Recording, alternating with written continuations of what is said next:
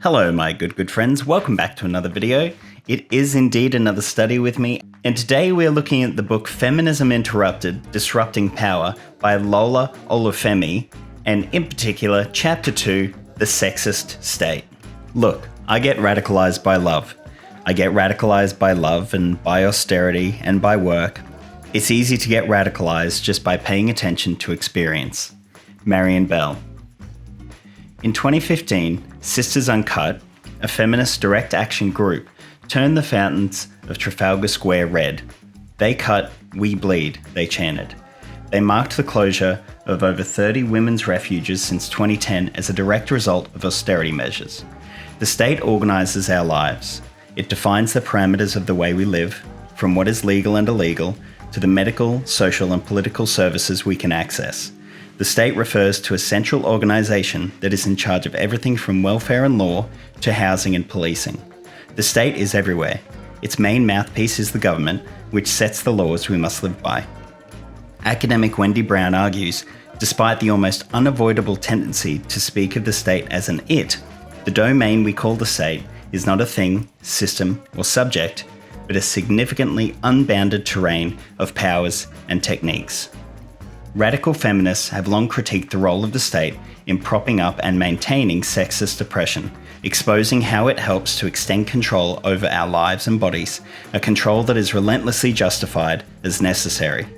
Because we imagine state power as inevitable, it seems ludicrous to think about another way we might organise all of the resources listed above.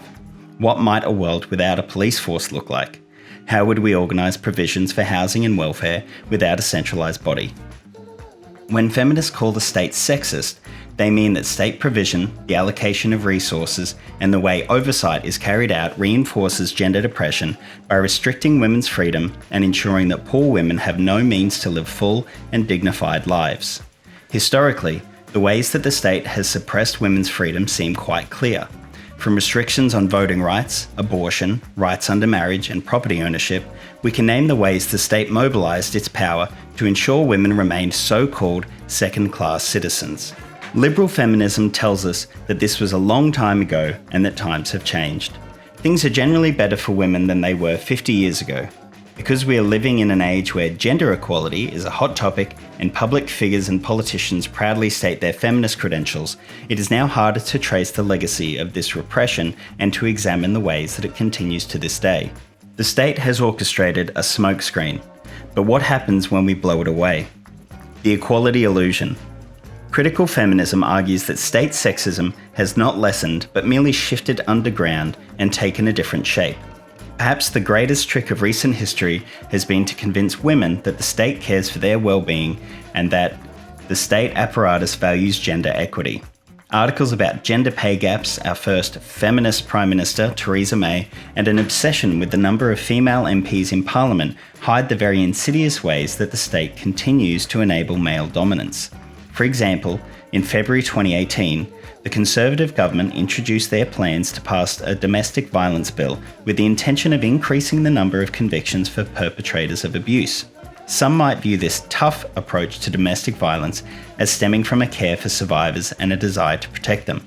But it is simply another example of the way the state plays on our anxieties about women's oppression to disguise the enactment of policies that trap women in subordinate positions.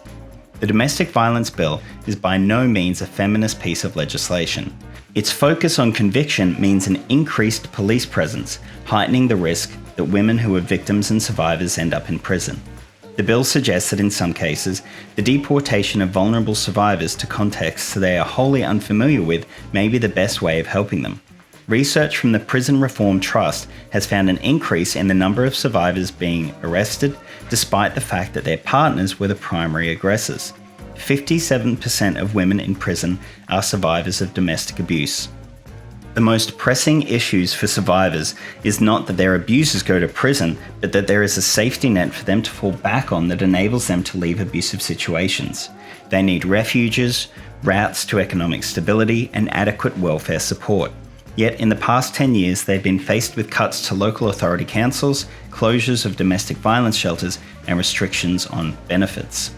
The focus on conviction instead of welfare support enables men to continue to exercise power over everything from women's bodies to their finances. This is just one of several examples. When the feminist facade slips, it reveals the women that are harmed and die as a result of state negligence and underfunding. In custody, on the breadline, in the queue for the job centre or the shelter, they know the state's indifference all too well. Austerity. When successive governments implement violent austerity policies in order to balance the budget, it is women who are hit hardest, because their lives have always been intimately linked to the state. Because women on average earn less than men, they disproportionately depend on the state for a range of services such as child maintenance, legal aid, and housing provision. 90% of lone parents are working mothers who, while historically characterised as leeching off the state, are often in low-paid work attempting to provide for their families. Our feminism must centre the material needs of these women and form strategies to secure the redistribution of resources. Building economic justice into feminism is about recognising the deep inequalities that govern the way we live. We have to care about the fate of women in low-paid work, homeless women, women engaged in survival sex work, and every other woman the state leaves behind. If we view the state as another arm of patriarchy, as an institution designed to oppress, then we can see more clearly how it mimics the language of freedom and equality while enacting policies that ensure the exact opposite. Although utopian thinking carries us further than the limits of state, while we live under it, it is important to draw attention to how it treats the poorest and most marginalised women.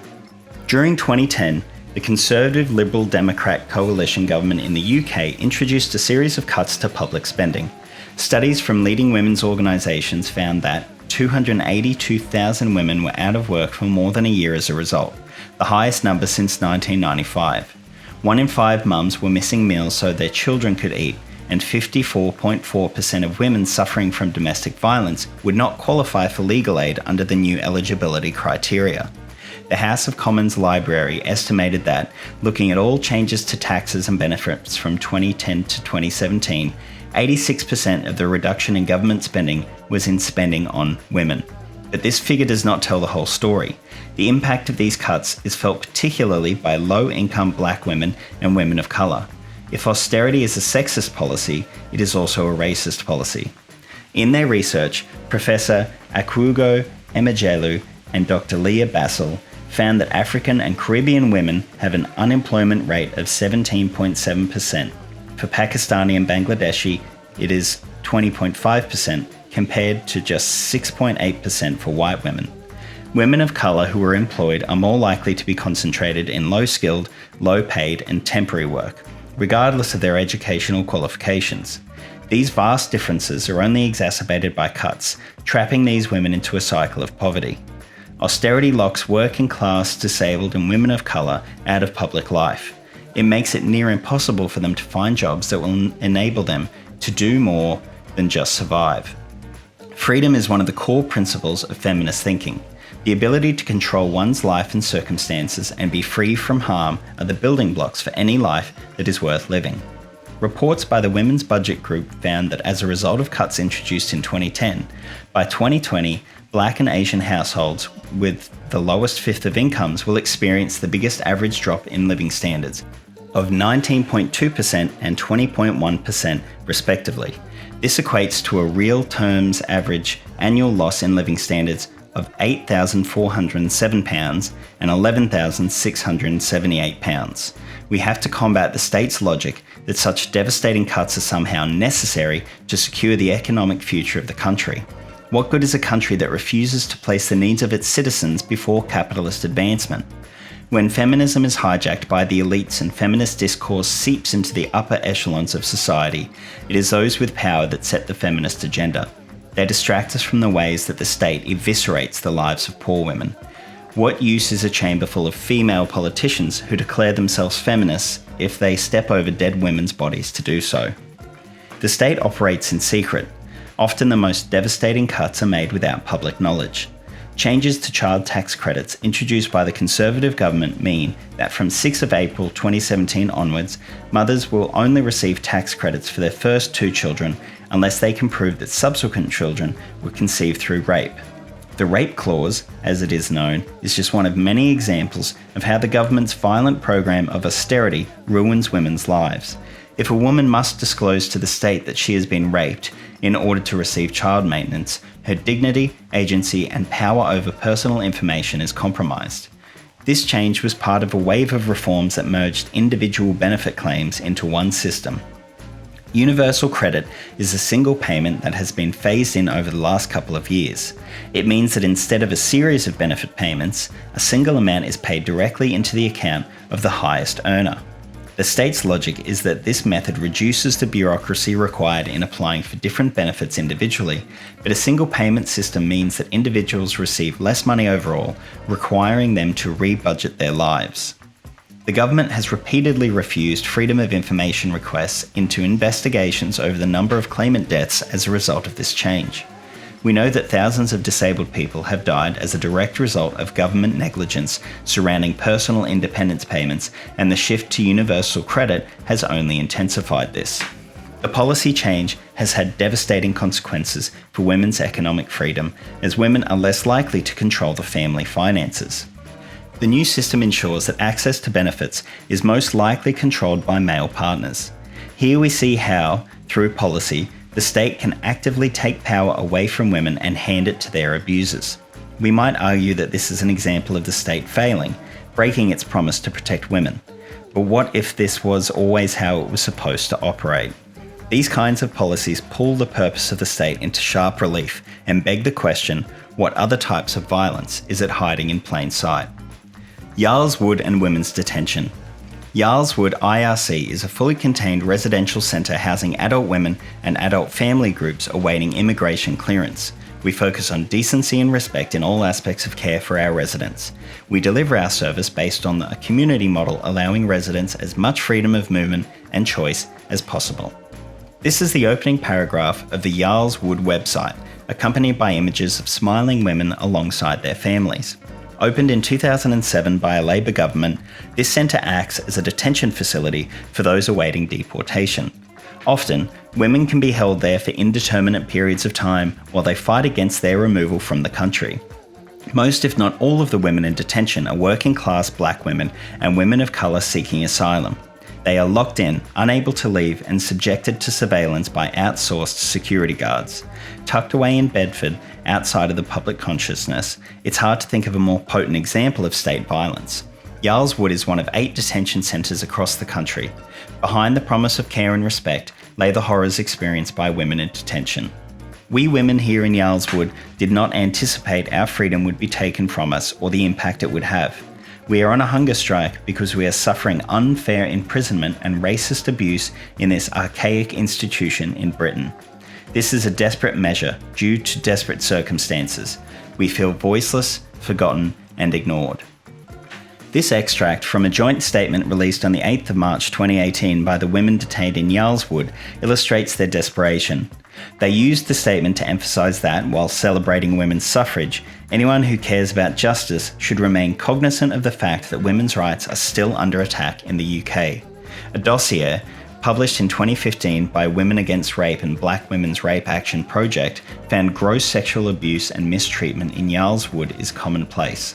Women are subjected to sexual violence at the hands of guards and are often powerless to fight back. Yarl's Wood represents everything the state would like us to forget about the way it carries out its business. It is the counter-argument to a government that claims to be committed to women's rights. Yet, mainstream feminism has been curiously silent about these gross injustices.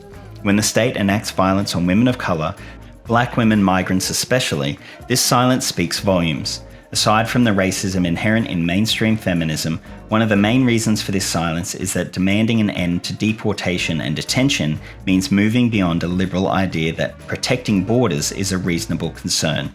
Mainstream feminism, infected by a neoliberal policy agenda, does not possess the political will or the capacity to make such demands.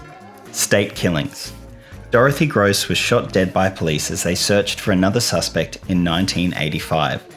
Cynthia Jarrett died from heart failure during a police search of her home in 1985. In 1993, Joy Gardner died after police descended on her house and restrained her until she stopped breathing. They had come to deport her back to the West Indies because her visa had lapsed. Sarah Reed died on 11th January 2016 from self-strangulation in Holloway Prison, after prison guards and psychiatric nurses ignored her deteriorating mental state. In 2017, Annabelle Landsberg died in a segregation cell in HMP Peterborough after being left there for 21 hours. She was diabetic and suffered from physical and mental health problems. The list reaches far back in time and will continue into the future as long as our politics does nothing to oppose the most violent elements of the state. These are just a few examples of state killings that occurred as a result of coming into contact with police or the prison system, and they reveal a pattern. All were black women. In the liberal feminist rationale, the police and prisons are necessary because they protect women from danger. They are necessary because without them, society would descend into chaos. But is the world not already chaotic for the black people who die in custody or are deported in the dead of night?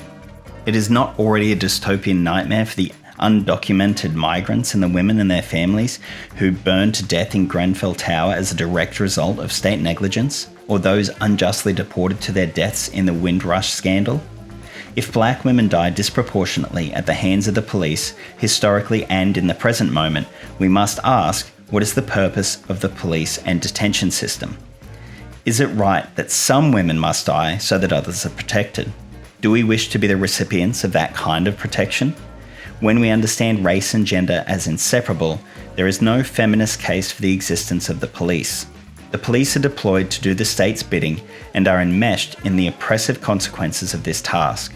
This is why, despite liberal feminism's insistence, increased numbers of women entering the police force can never transform its practice. State killings act as another mechanism to remove women from public life.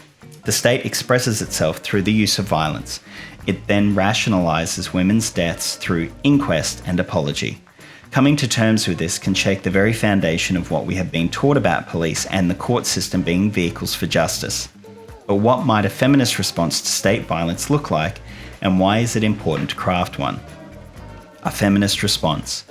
In her book, Lean Out, Dawn Foster argues, the women on the front line of the new feminist campaigning accept that capitalism and the political and the power elites are no friend to women, and that to have a stab at life that can support you and your children, the answer isn't to internalize the hatred society casts your way, but to fight to reveal injustice and refuse to participate. This refusal to participate takes many forms. Feminist activists are finding new and creative ways to oppose austerity. Their activism is driven by the human consequences of cuts to services, prison expansion, and state violence. Another world is possible. Austerity has created a dire situation that requires an urgent response. Feminist thinking has helped provide one that is strategic, focused, and powerful. One of the clearest examples of this is Sisters Uncut, a feminist direct action group that emerged from the 2014-15 anti-austerity movements. They challenged these movements, arguing that the issue of women and non-binary people were left out of their analysis, and that a specific focus on domestic and sexual violence should be at the core of any critique of the state. Sisters Uncut has put domestic and sexual violence on the national agenda through consistent disruption, focused campaigning, and the strong symbolism embedded in their protests. They use subvertising adverts to draw attention of the gutting of vital services across the city. In 2018, they gained press attention for storming the BAFTA's red carpet to tell Theresa May time's up on her attempt to further criminalise survivors through the domestic violence bill. Sisters and siblings across the country organise in regional networks highlighting the ways we can use feminism to fight back. When I asked Sandy where the idea to create Sisters came from, she tells me, the first thing we did was recognise our conditions. We asked what the fuck is happening around us, who is in power, and what are they doing with it. Sisters was a feminist response to that, a feminist response to austerity. We were born from a resistance to cuts. We have a lot of different focuses. There are people who are interested in the state. There are people who want to focus on transformative justice and think beyond it. We say it's important to think in, against, and beyond the state. And who or what is their feminist response inspired by?